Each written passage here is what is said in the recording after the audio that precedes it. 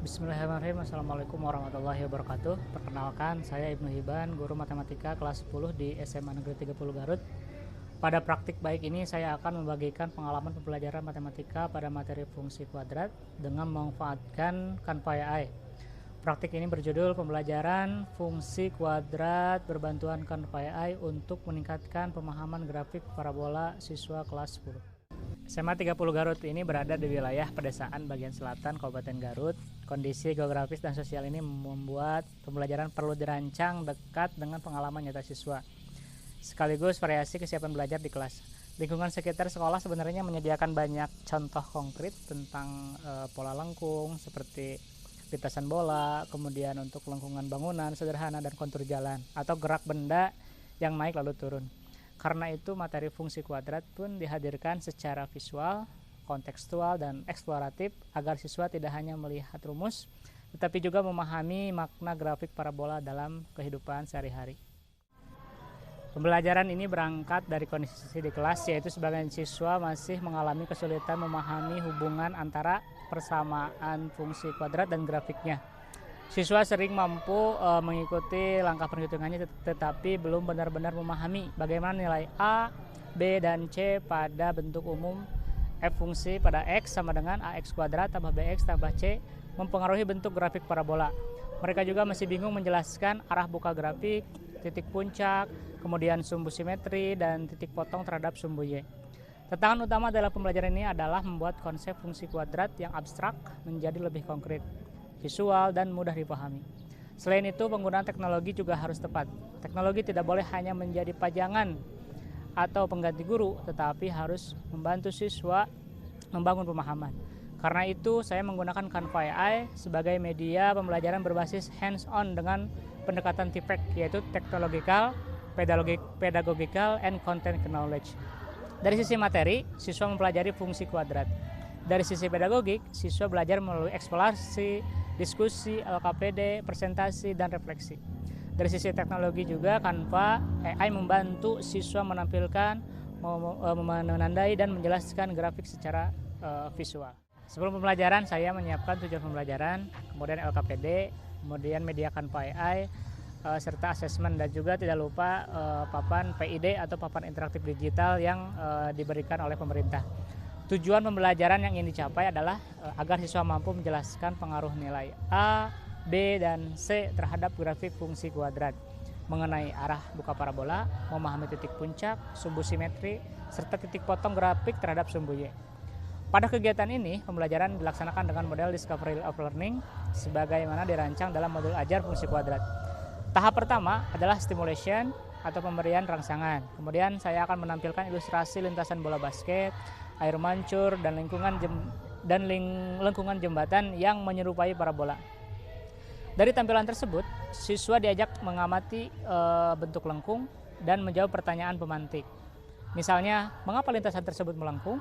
Kemudian, apakah bentuk lengkungan itu dapat dijelaskan dengan fungsi matematik?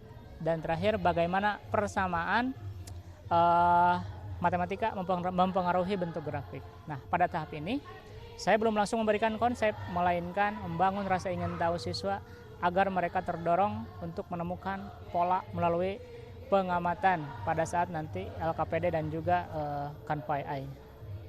Tahap kedua adalah problem statement ya, atau identifikasi masalah. Siswa dibagi ke dalam kelompok kecil dan menerima LKPD eksploratif. Setiap kelompok dibimbing untuk merumuskan masalah belajar, yaitu bagaimana koefisien A, B, dan C pada bentuk umum f pada fungsi x sama dengan ax kuadrat tambah bx tambah c mempengaruhi bentuk serta posisi gerak parabola. Siswa kemudian menuliskan dugaan awal, kemudian misalnya nilai A mempengaruhi arah buka grafik, nilai C berkaitan dengan titik potong terhadap sumbu Y, dan nilai B berhubungan dengan sumbu simetri serta titik puncak. Tahap ketiga adalah data collection atau pengumpulan data melalui Canva AI dan LKPD. Siswa menggunakan media Canva AI atau kanvas parabola cetak sesuai ketersediaan perangkat. Mereka mencoba beberapa fungsi, mencocokkan persamaan dengan grafik, memindahkan atau memilih kartu koefisien, serta menandai arah buka parabola, titik puncak, sumbu simetri, dan titik potong pada sumbu Y.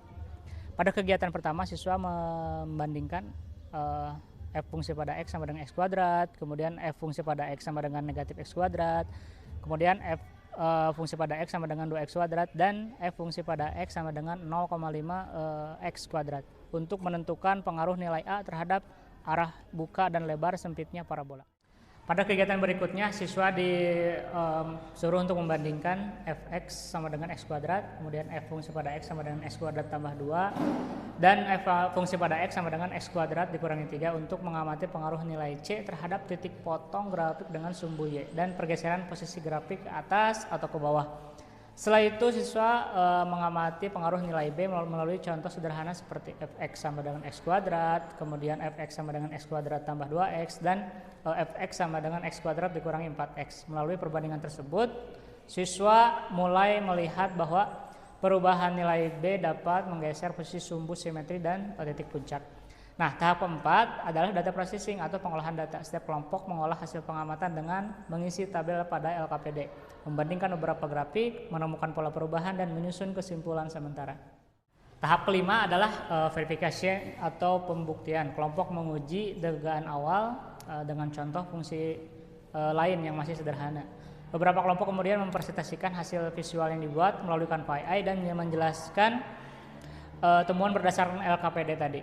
Kelompok lain diberi kesempatan untuk bertanya, menanggapi, atau membandingkan hasil pengamatan. Nah, pada tahap ini saya meluruskan miskonsepsi. Misalnya ketika siswa menyimpulkan bahwa nilai C selalu mengubah titik puncak tanpa melihat bentuk fungsi secara utuh.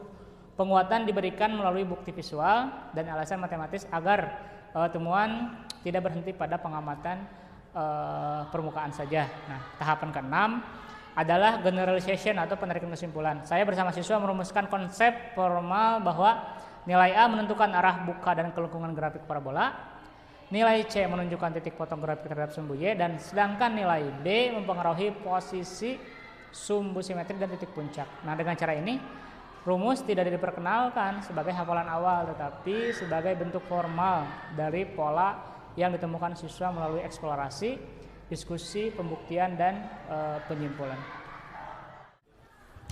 Setelah tahap penemuan selesai, siswa mengerjakan tes formatif singkat secara individu.